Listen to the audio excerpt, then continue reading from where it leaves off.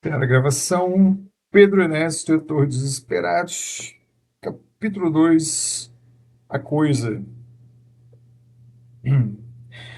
O lanceiro estava sentado próximo ao balcão, cheirando fundo na caneca de sua cerveja frutada.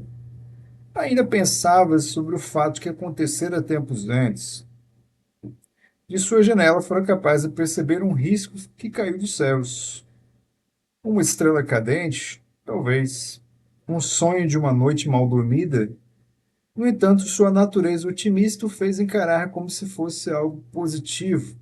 Bons tempos o aguardavam. Teve sua divagação interrompida pelo miado de um simpático gato cinza e gordinho. Alisou os pelos da cabeça do felino e voltou sua atenção mais uma vez para sua cerveja.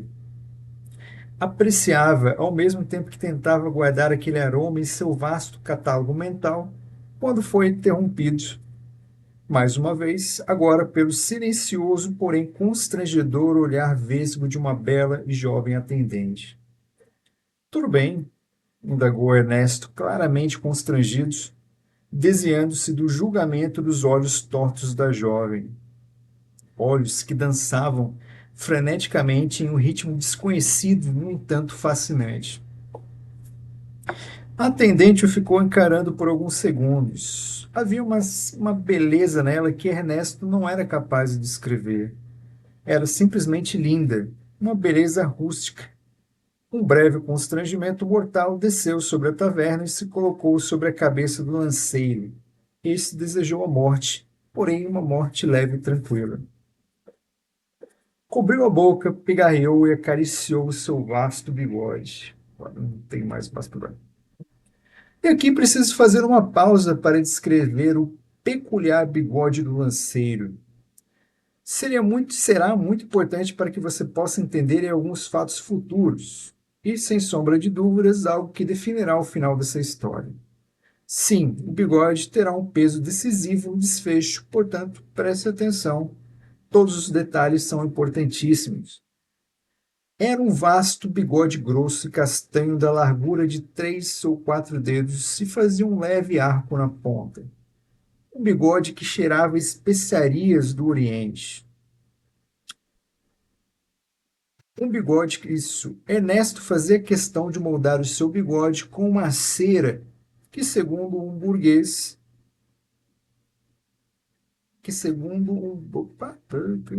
fazia questão de moldar o seu bigode com uma cera, segundo um burguês com cara de vigarista, ou seja, com a cara de um burguês tradicional, oriundo das terras misteriosas do Oriente. A cera deixava um cheiro de ervas logo abaixo do seu nariz. Um ato saudável e fundamental, uma vez que as coisas ao redor costumavam feder a suor e a excremento. Um bigode de colocar respeito, digno de sua nobreza. Um bigode também vaidoso, específico, caprichoso. O senhor estava cheirando o fundo da caneca? Perguntou a jovem de olhos dançantes. Ernesto engoliu seco. Eu estava olhando para ver se tinha algo no fundo da caneca. Você sabia que essas bebidas possuem uma pequena quantidade de insetos vindo das lavouras? Disfarçou. A jovem segurou o lábio superior com 2 dedos enquanto processava a informação. Um dos olhos encarava o teto da taverna. Não, senhor, não fazia ideia. A atendente sorriu, um sorriso meigo que combinava com sua frágil beleza rústica. O senhor parecia estar cheirando o fundo da caneca. Isso é um pouco desagradável, devo dizer. O lanceiro morreu um pouco por dentro.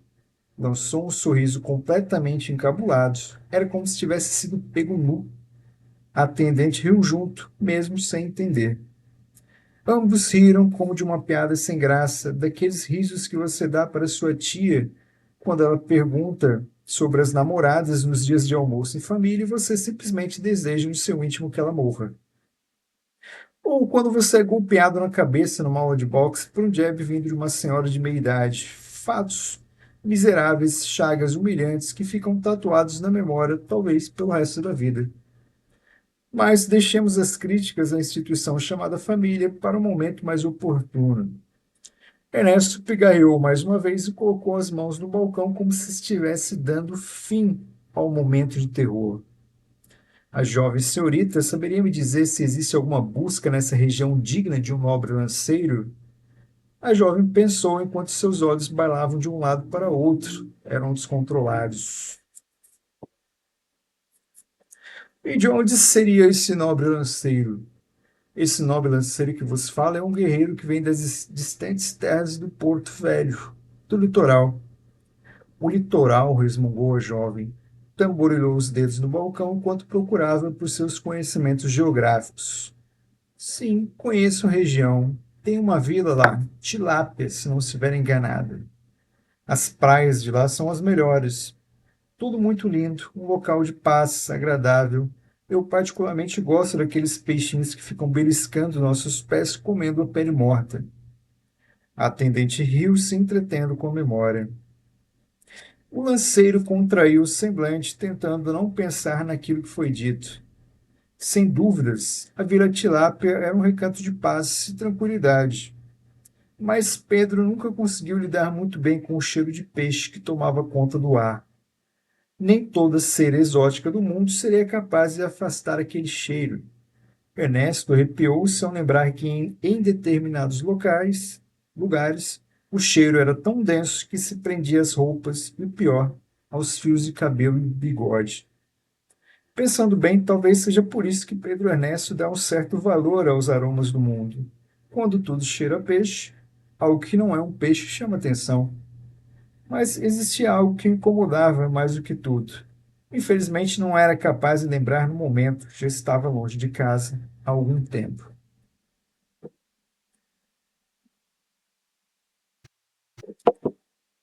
No entanto, a jovem não havia dito nenhuma mentira.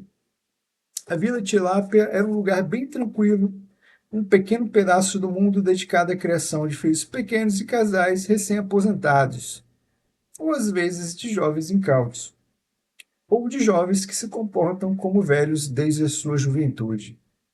Hoje em dia, pensar em um lugar assim pode causar um certo calafrio. Sem dúvidas, era um pedacinho tranquilo na terra. O cheiro era apenas um pequeno preço a se pagar por toda a paz do local. A Vila Tilápia era conhecida também pelo vasto cardápio de peixes, frutos do mar e pela polêmica competição anual de roupas de banho. E Porto Velho era o feudo menos conturbado de todos, o mais pacífico. Talvez por isso algumas pessoas confundissem essa característica como sinal de fraqueza.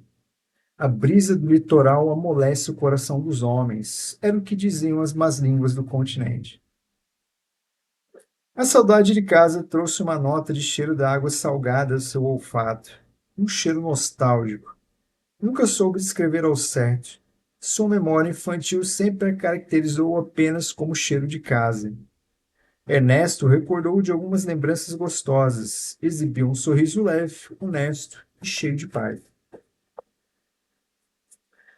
O nobre lanceiro está bem longe de casa, disse a jovem enquanto limpava o balcão com um pano mais sujo que o chão. Era esse um velho hábito medievalista ou de algumas pastelarias atuais de limpar a sujeira com a própria sujeira. Talvez seja uma deturpação da equação matemática onde negativo com negativo resulta em algo sempre positivo. Sujeira com sujeira igual limpeza. O lanceiro sacudiu a cabeça para afastar os pensamentos e pediu mais uma vez uma caneca de cerveja frutada, empurrando o seu copo vazio em direção à atendente. Qual o nome do senhor? Indagou o jovem. Me chamo Pedro Ernesto. Ao seu dispor, disse fazendo o sinal de reverência, com o indicador apontou para destilar pelo brasão de sua família.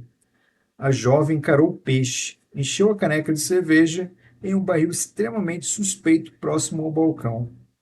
Tilápia.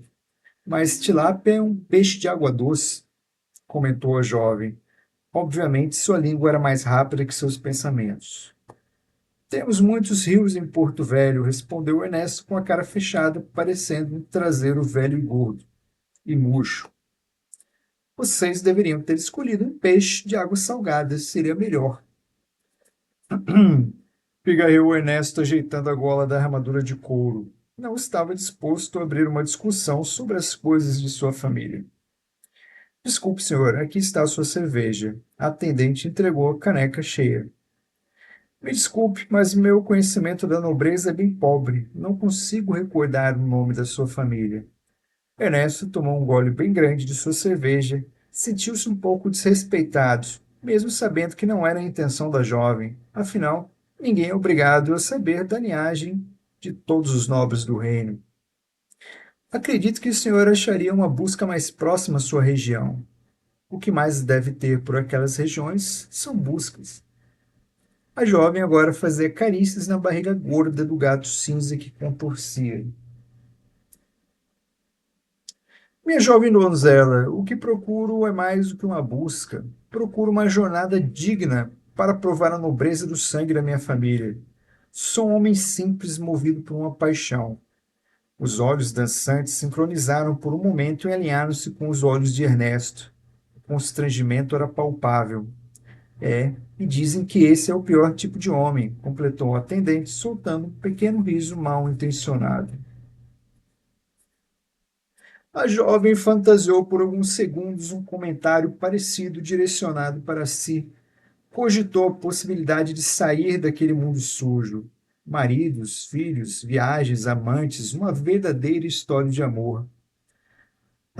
Por favor, não leve a mal. Não é esse tipo de paixão que me refiro, disse Ernesto, percebendo o clima constrangedor criado.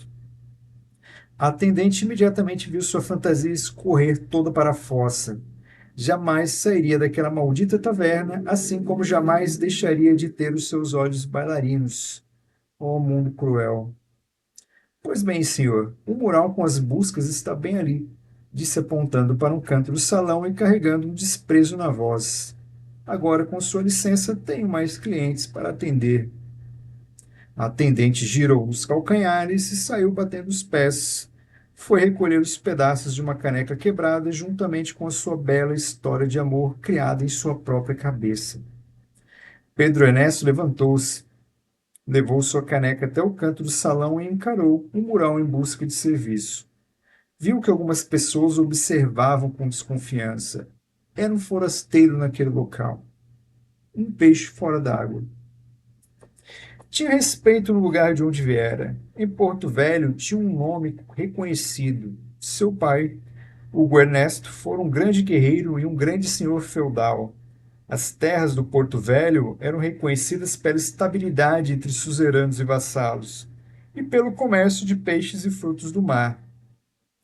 Infelizmente, o Hugo Ernesto morreu de uma doença desconhecida, deixando suas terras para seu filho mais velho, João Ernesto, o Baiacu. Seu irmão mais novo, Mário Ernesto, conhecido por sua dedicação aos livros e amor à literatura, optou em não procurar uma vida bélica. Refugiou-se em um monastério uma procura maior pela vida acadêmica do que necessariamente a uma divindade. E no monastério tinha certeza de uma vida farta e segura, longe de toda aquela bobagem de vida medieval. Notadamente, era o mais sábio dos irmãos. Sua irmã Lupita Ernesto morreu a dar à luz ao seu quinto filho antes de completar 23 verões em terras distantes e frias das montanhas do norte. Depois de muito luto e pesar, só restaram a Pedro duas opções: a cavalaria ou o clero. Optou por entregar sua vida à cavalaria. Sentia dentro de si algo que o impulsionava. Sabia que Porto Velho era pequena demais, queria conhecer o mundo. Em algum lugar haveria de achar algo verdadeiramente seu, um propósito. Motivos? Seres humanos são animais incompletos sem um. Descobriu um talento, uma vocação na cavalaria. E assim fez seu nome grande entre os lanceiros de Porto Velho. Mas, infelizmente, isso era insuficiente para render um prestígio entre a nobreza dos demais feudos. O nome de sua casa já não carregava mais o mesmo peso. As demais casas olhavam com cobiça para as terras do litoral.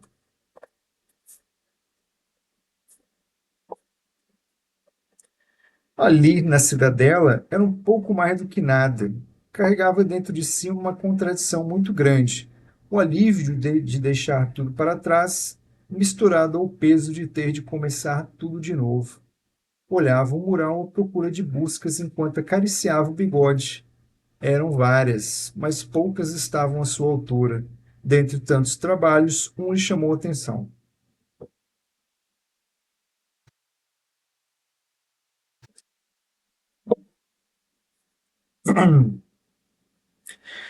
Uma criatura da noite vem causando incômodos aos produtores de cabras da região. Muitos deixaram também de sair de suas casas devido ao medo e ao terror espalhado pela criatura.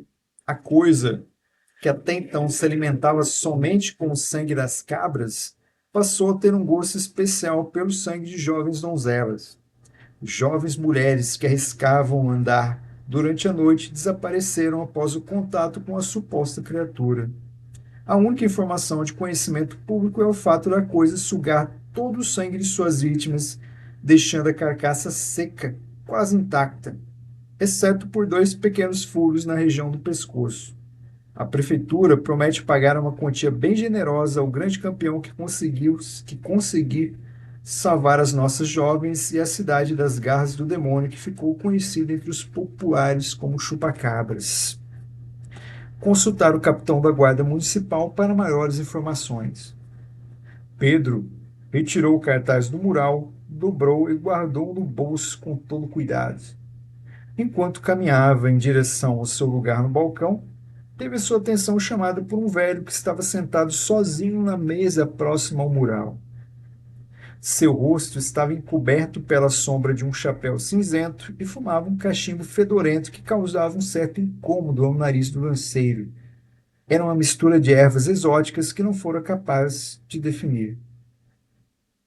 Ei, jovem! Trovejou a voz rouca, desgastada pela ação do tempo. O lanceiro olhou ao redor para confirmar se não se tratava de uma outra pessoa. Você mesmo. Venha cá, disse o velho apontando para uma cadeira enquanto pitava o seu cachimbo. Pedro se aproximou, puxou a cadeira e sentou-se. Tome, disse o velho empurrando o casco de cerveja em direção ao lanceiro. Ernesto não pôde deixar de reparar no cheiro forte e incômodo de ervas que vinham do cachimbo do velho. Tentou, mas não conseguiu distinguir do que se tratava. Se tratava de algo relaxante, de certa forma.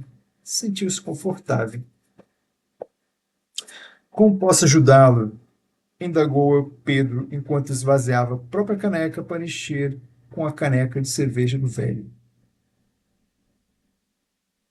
O velho riu enquanto enchia a boca com uma generosa porção de torresmo. Óleo escorria pela sua barba amarelada, fungada e repulsiva. Perdoe os modos viciados de um velho. Eu sou Cláudio, anunciou enquanto tirava o chapéu em sinal de reverência. Eu sou. Não precisa se apresentar. Você é Pedro Ernesto, não? Pedro ficou um tanto surpreso ao perceber que alguém reconhecera sua nobreza tão longe de Porto Velho. Ajeitou sua postura na cadeira, estava confiante. Me perdoe, mas não pude deixar de escutar a sua conversa com a jovem atendente dos olhos bailarinos. Eu tenho uma audição aguçada, disse o velho entre uma pitada e outra. Claro, respondeu o lanceiro em um tom de decepção. E é verdade também que reconheço o sobrenome de sua família, completou Cláudio. Ernesto franziu a sobrancelha em um tom de curiosidade. Você conhece meu pai? Vamos dizer que sim. Conheci uma vez em que minha caravana passou pelas terras do litoral. Fui muito bem recebido e sei o quanto o velho Hugo Ernesto era um senhor justo para com os seus vassalos. E conheço também o gosto peculiar que tinha em relação aos prazeres da carne. Falou apontando para o jovem o dedo do julgamento. O lanceiro fez um gesto de consentimento com a cabeça. Sim, ele era um homem justo, governante leal e seguidor das regras e fiel ao rei Carlos IV, até o fim. Respondeu o lanceiro claramente, tentando evitar tocar no assunto dos prazeres peculiares. O Ernesto tinha certos esqueletos guardados dentro do armário, segredos que a família procurou esconder. O velho concordou enquanto tragava seu cachimbo pela última vez. Cláudio fez um sinal de espera com as mãos. Bateu o cachimbo na mesa para retirar o resto do fumo. Espalhou os restos sobre a mesa com o dedo como se procurasse por algo, como se fizesse uma leitura. Resmungou em um idioma irreconhecível, praguejou e jogou as cinzas no chão. Dentro de uma bolsa de couro, retirou uma pequena quantidade de ervas, espremeu com um polegar sujo no cachimbo, acendeu o fumo e tragou, soltando um suspiro de prazer e um riso frouxo. Largou-se na cadeira. Pedro observou com cuidado o ritual e prestou atenção ao novo cheiro que se apresentava. Esse era ainda mais distinto. Também trazia uma certa paz em seu coração. A ideia de ignorar as preocupações passou pela sua cabeça. O que você viu nos restos? Besteira. Besteira. Essa magia deve estar com algum defeito ou eu não estou executando muito bem. Vi algo parecido com uma baleia e um gato. Que coisa idiota. Ambos concordaram com o balançar de cabeças. Agora sim, onde estávamos mesmo? Indagou Cláudio. Lembrei de uma coisa. O que faz por essas terras? O lanceiro deu um gole na cerveja frutada e arrastou a cadeira para mais próximo de seu interlocutor. Falou baixo, como se fosse contar um segredo. Com a morte do meu pai, decidi trilhar o caminho da cavalaria. E não há lugar melhor do que a cidadela para conseguir umas boas buscas, conquistar honra e prestígio. E prazeres infindáveis, completou Cláudio. Pedro sentiu um incômodo crescer dentro de si graças à insistência em assuntos considerados pelo lanceiro de menor importância. Sim, estou à procura de algo grande, mas acho que temos visões diferentes em relação a prazeres. Cláudio soltou um anel de fumaça, cerrou os olhos e pareceu encarar a alma do lanceiro. Um olhar frio, denso, como se procurasse por pecados escondidos. Parecia fazer uma leitura completa de Ernesto. Ernesto sentiu um vento gélido subir a espinha. Me parece que sua missão não se resume somente a isso. Mas, de toda forma, isso agora não vem ao caso. Se você tivesse chegado um mês antes, poderia ter acompanhado a caravana do rei em direção aos ermos sinistros. Parece ter algo grande acontecendo por lá. Algo grande? Perguntou Ernesto. Não sei dizer ao certo. Não quis acompanhar. Estou muito velho para lidar com esses jovens cavaleiros idealistas das tropas reais. E enquanto a sua busca? Ernesto pareceu surpreso. Há quanto tempo estaria sendo observado pelo velho? Tirou o documento de busca de um bolso, desamassou e estendeu sobre a mesa. Você tem interesse na busca? Perguntou Ernesto. Tenho interesse na coisa. O que é essa coisa? Não faço ideia, e isso é o fato que mais me intriga. Não entendo, falou Ernesto. O estudo das criaturas da noite faz parte da minha ocupação, assim como as artes místicas, os segredos do universo e tudo que nele existe. Blá blá blá, pensou Pedro.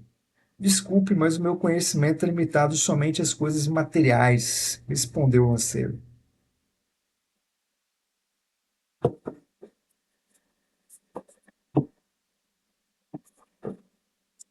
É isso que faz de você o parceiro ideal para mim, e eu o parceiro ideal para você. Ernesto pensou enquanto um velho sinistro, aparentemente dotado de conhecimentos místicos, seria conveniente para sua busca. Nem só de músculos se faz uma boa história. Os olhos se encontraram em comum acordo. Ambos estenderam e apertaram as mãos, simbolicamente selando o contrato. Do outro lado da taverna, o gato gordo cinza apenas observava. E assim nasceu uma das maiores parcerias já testemunhadas pelo tudo e pelo nada. História completa no QR Code.